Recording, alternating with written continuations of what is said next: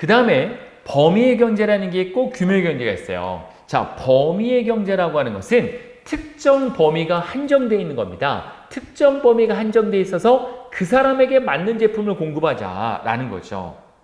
그래서 제품의 종류를 다양하게 해서 여러 종류로 범위가 커질수록 만들어서 원가를 절약하는 거다.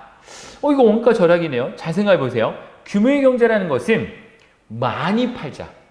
무조건 동일한 제품을 만들어서 많이 생산하자. 하나의 제품을 많이 생산해서 가격을 다운시키자. 가격을 다운시킴으로써 원가를 절감할 수 있다. 이런 원리예요. 자, 한번 예를 들어 보겠습니다. 자, 예를 들어 볼게요. 포드는요, 자동차 한 대를 만들어서 정말 대중화시키기 위해서 규모의 경제를 펼치기 원했어요. 한 대의 자동차를 만들어서 여러 사람들이 널리 자동차 이용하자. 이제 말 타지 말자. 말 타지 말고 자동차 타고 다니자라고 규모의 경제를 펼치기 위해서 원가를 줄이는, 원가를 감소하는 전략을 썼습니다. 하지만 시대가 변하면서 이제 사람들의 취향과 개성, 또 한 가지 소득이 차이가 나기 시작을 했습니다.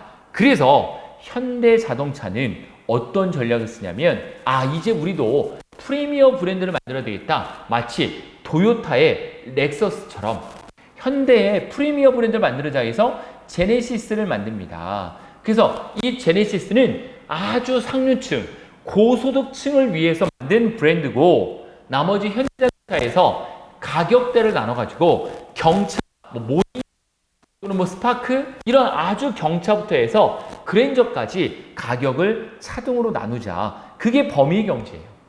그러면 자동차를 만들어 보던 회사가 다른 자동차를 잘 만들겠어요? 자동차를 아예 만들어 보지도 않던 회사가 다른 자동차를 잘 만들겠습니까?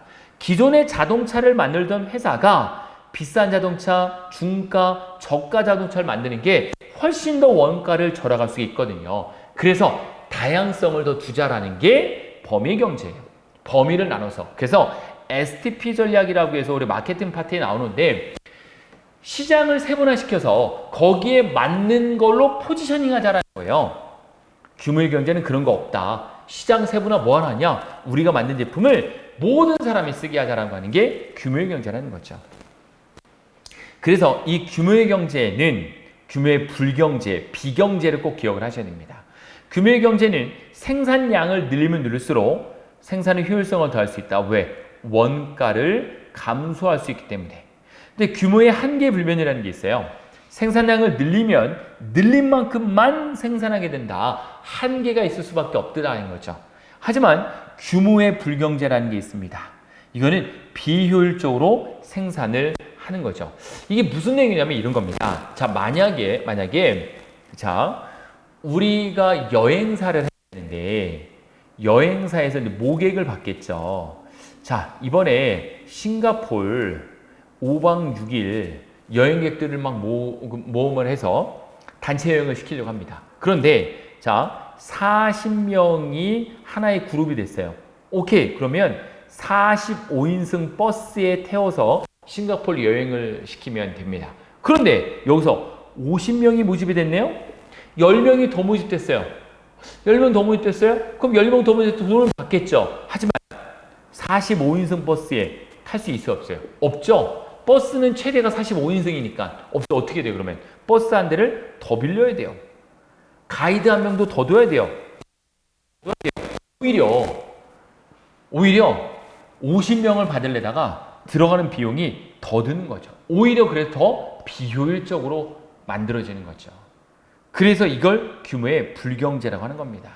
어려운 거는 아니시죠? 그래서 정해진 인원을 초과했을 때는 오히려 비용이 더 많이 들더라는 거죠. 과도한 안전비용으로 추대해서 비효율적이고 과도한 근로인력 규모에 대해 비효율적으로 추대하는 게 바로 규모의 불경제의 원인이다라는 것을 기억해 두시면 되겠습니다. 이런 게 바로 지식경영이다라고 말씀드릴 수가 있는 겁니다. 자, 부담 없이 이 과목을 들어주시기 바라겠고, 오늘 하루도 너무 고생했고 다음 4주차 강의에서 뵙겠습니다. 수고하셨습니다.